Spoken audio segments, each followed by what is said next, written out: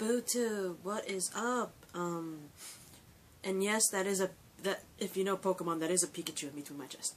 But anyway, I got this Pikachu from Silicon Valley Con, as one of my little souvenirs. Isn't it cute? But anyway, the reason why I'm a little quieter than normal, yes, it's a Monday, and I usually record on Mondays and Fridays, but my mother is currently home right now, and she's sick, so she's resting. And even though she's kind of across the hallway, I kind of don't want to be loud. So, hang on. My bad, my dog was like going places. But anyway, I was eating too, so that's why my video is kind of late. It's like 1-ish. But anyway, this will be my reaction rant for one of the Supergirl episodes, because I am missing my reaction rants to Supergirl Season 1, Episode 16, and 17, both titled Falling, which is Episode 16, and Manhunter is the title of 17. And I kind of want to get those out of the way before tonight, because tonight is,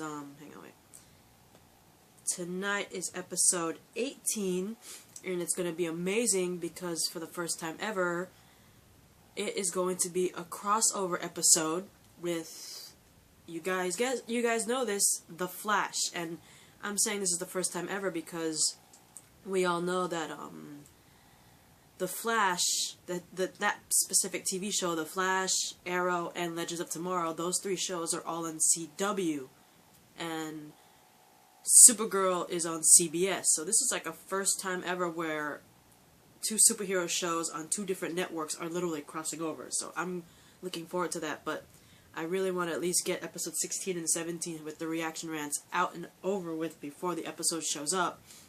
So I'm going to do episode 16, Falling, episode 17, Manhunter, and then probably later I will try to do my reaction rant, probably get this one early, which is The Walking Dead Season 6, episode 15, titled East, which was last night. So let's get to it!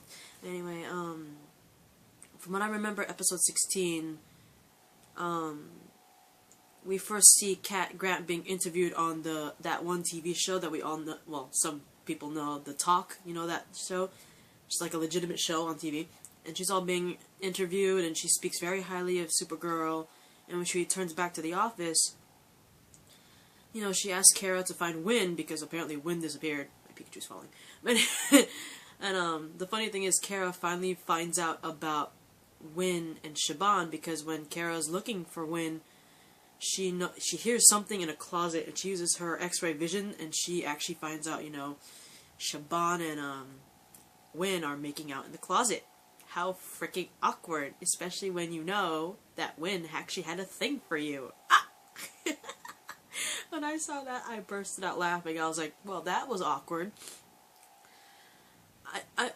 They said that they were making out, but I don't know. I don't think Kara would be that freaked out by just seeing them make out. She'd freak out a little bit seeing them make out, but the way she reacted, you think they're not doing the nasty in that closet? Or getting close to that, just saying. But anyway, I'm just saying, the way Kara freaked out, it seemed like they were doing more than just making out, or like they were on the verge of doing something else besides making out. I'm just saying. But anyway, Kara also speaks to James, and she actually finds out from James that Lucy broke up with him, which is a shocker, and like, she probably thinks it's her fault too, considering. But also, like, especially since I think Kara was talking to James mainly because she wanted to find out how Lucy took the whole, I guess, the whole news. Like, James was supposed to tell Lucy that, you know, Kara's Supergirl, because Kara gave the permission last episode. So she's most likely talking to James saying, hey, how'd she take it that I'm Supergirl and all that? And that's when James is like, oh, Lucy broke up with me. I bet you Kara probably feels guilty, because she probably thinks, you know, which actually is true, Lucy did break up with James before he could even say anything about Kara being Supergirl, right? But anyway, later at the DEO, Senator Crane, you remember her? The person we rescued from, the White Martian? She's so impressed by Hank's leadership, and it looks like there's some lovey-dovey moments there with Hank, I'm not gonna lie, because she's all touchy-feely with him.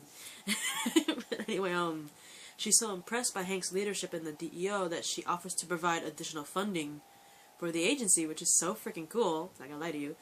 And during that whole thing, Kara hears of a fire which was caused by a crashed satellite, apparently, and she races off to, assist in the rescue efforts. And during that whole thing while she's rescuing the firefighters and all that stuff, she gets affected by this red light.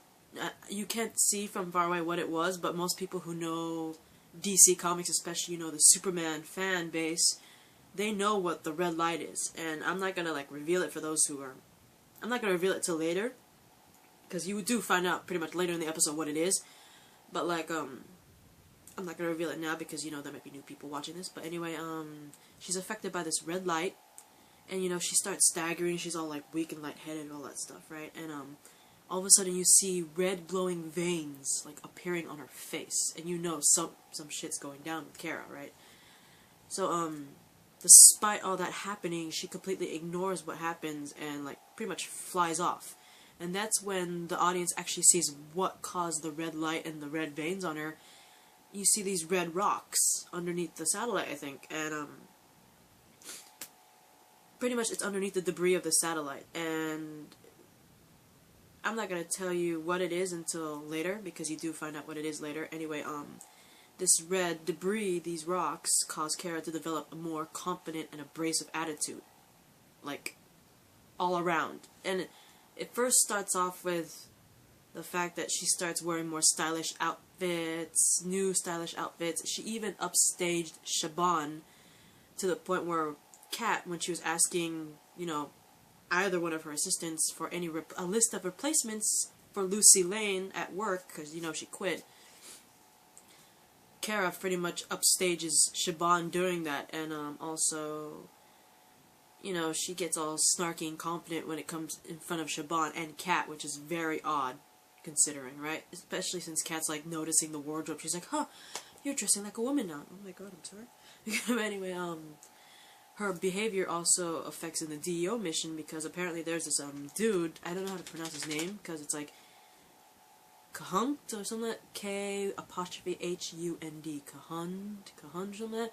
But apparently, when she's on a mission to grab him, right, because this guy has been staging a series of armed robberies, Kara fights the guy, but she ultimately lets him go, because she says that the guy is not even worth her time. And by the time Alex and the rest of the DEO people come around, she pretty much lies to them, saying, oh, yeah, he escaped on his own. But in all reality, she let him go because she thought that this particular person was just not worth her time, because she fought white Martians, other Kryptonians, and other stuff like that. And she thinks that this little dude with the armed robberies is not even worth it, so she lets him go. But she lied to Alex and the rest of the DEO, saying that the dude escaped on his own, right? Alex and Hank are upset, and they're unable to believe how different Kara is acting, which I don't blame them, because Kara is acting completely strange, out of character, because we all know Kara to be somewhat shy and nervous around people, and she wouldn't really allow him to, escape like that, even if it was true he escaped on his own. She wouldn't allow that, you know what I mean? And so, in retaliation, Kara's all angrily criticizing Hank because, he's hiding his true identity as the Martian Manhunter, and she actually gets up in his grill about that, and you can easily tell something's wrong with Kara. If you're like Alex or Hank or an outsider from the EO, you would probably think something's not right. Her attitude's just not adding up, right? And, of course, like I said, the true Superman fans, or fans of DC Comics in general, know exactly what that red rock is. We'll get into that later, because you actually find out later on in the episode. But anyway, back at Catco, Cat, she's starting to grow tired of Kara's new abrasive behavior, but they're interrupted by Shaban, who apparently presents footage of Supergirl letting Kahun go during, that little incident. And she actually has footage of Kara, Supergirl letting the dude go. And she's like, this is huge, she let the guy go, this is bad, she's turning into a bad person. But Kat, since earlier we saw that she praised Supergirl, and she's like, something's probably wrong with Supergirl, or maybe it's another clone thing that we saw last time. So because of that, she's like, I refuse to run your little story, because there has to be more to it. Kara's a good person. She's an amazing superhero. She would never do anything wrong. Something's either wrong with her, or this is not the real Supergirl, right? And after all that, Kara manages to distract Shaban to get away from her desk, and Kara pretty much snoops in Shaban's desk and sees an email that Shaban was typing up, and apparently this email had attached the story that she was trying to give to Kat.